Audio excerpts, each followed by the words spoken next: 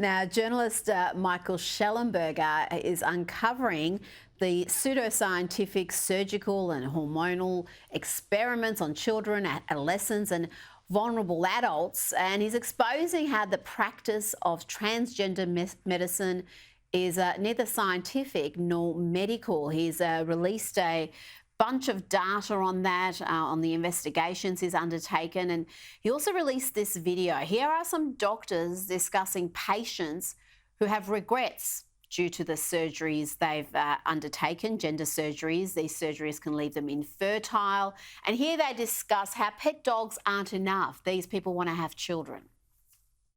I think now that I follow a lot of kids into their mid-20s, I'm always like, oh, the dog isn't doing it for you, right? Yeah, they're like, no, I just found this, wonderful partner and now we're kids and da-da-da. So I think, it doesn't surprise me. To call that callous, I think, is an understatement. This is just a reality of what these poor kids can go through. As confused teenagers, they can have surgeries performed on them and medical interventions that leave them infertile. If they're girls, they may have their healthy breasts removed. So even if they can have children, they can't breastfeed. And the way these doctors are discussing it, and I know it's a short clip, you just feel there's a callousness to it.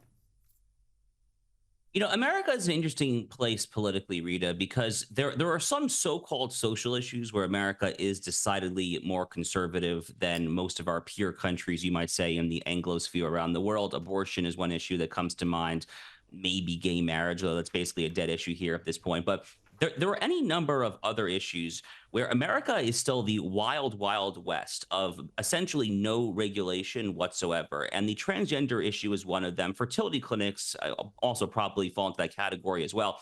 But America is grossly, grossly unregulated when it comes to the transgender issue, even compared to countries in Europe, the UK, France, Sweden. So many of these countries are really starting to crack down on transgender so-called surgeries, even for minors.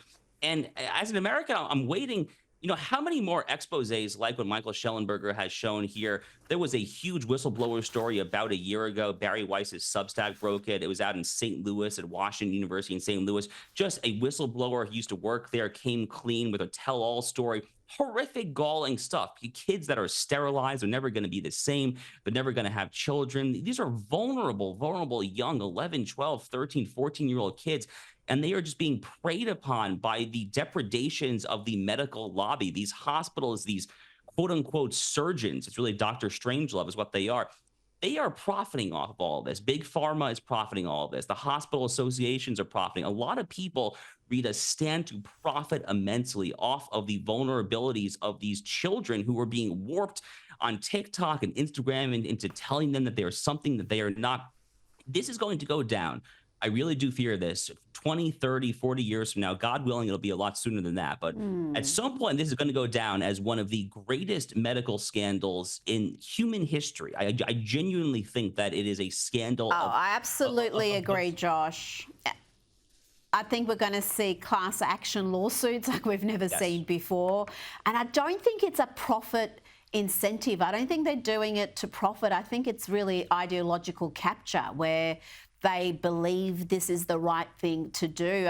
Josh Hammer, thank you so much for your time this evening.